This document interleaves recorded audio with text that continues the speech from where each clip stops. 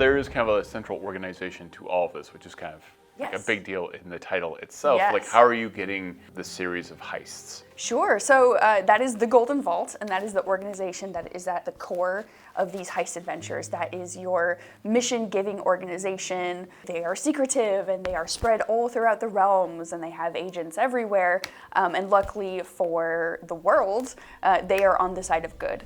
So their mission is to essentially get problems or requests sent to them by people who are in need of the right thing being done, but not necessarily through legal means. So you are the characters, you are agents of the Golden Vault, your crew is a crew that is associated with the Golden Vault, you have a handler who is a member of the Golden Vault, and then your missions are passed back and forth through those means. There are many parties out there who do kind of have a shtick, a theme, like Acquisitions Inc. It's in the name. They're all about acquiring stuff. It's profiteering, basically. And there are groups out there who are like that. If you think you have a play group who would respond well to having a patron to basically kind of set up quests for them, where they're basically doing the same thing every time, but it's a different flavor every time, so it never gets dull. Yes, we're stealing something new, but this is a totally different something from the last thing we stole, so it feels very fresh.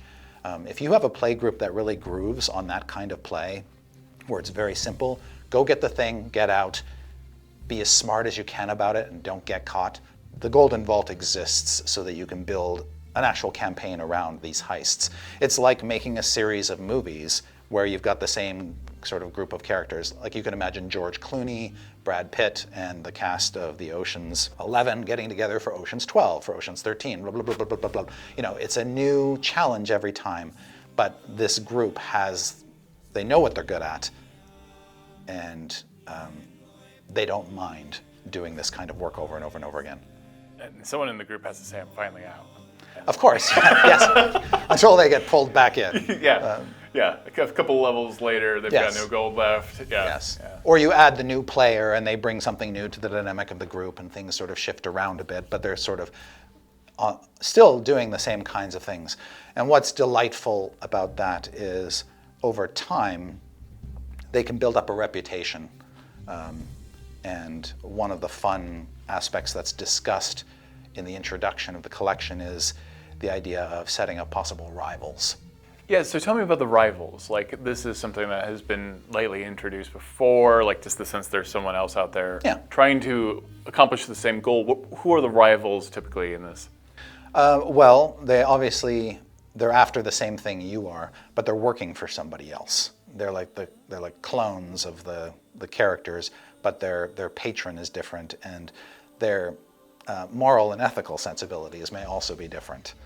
Might be a little shadier. Exactly. And so what we try to do is just give the DM some upfront advice on how to add that complicating element to the story. Not every heist needs that.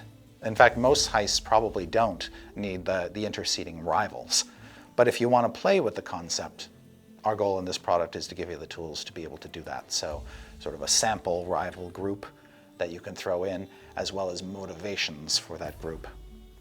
I do love having rivals, especially it sets that kind of, there's a ticking clock to you accomplishing your goal in that someone else is trying to get something. But also then, it's lovely to hate an NPC. Yes, or lovely to feel like you're better than that group. Well, at least I didn't murder a whole village or, Right, yes. But yes, you're right, it adds sort of a ticking clock element, it adds a sense of urgency. It also increases the satisfaction when you succeed and they don't.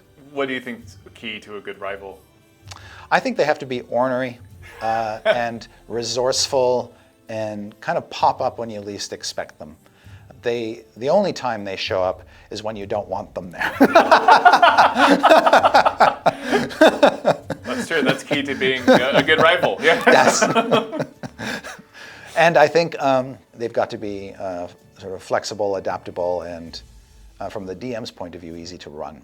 Because if the DM's going to run a rival party, basically, that's like 4 or 5 personalities.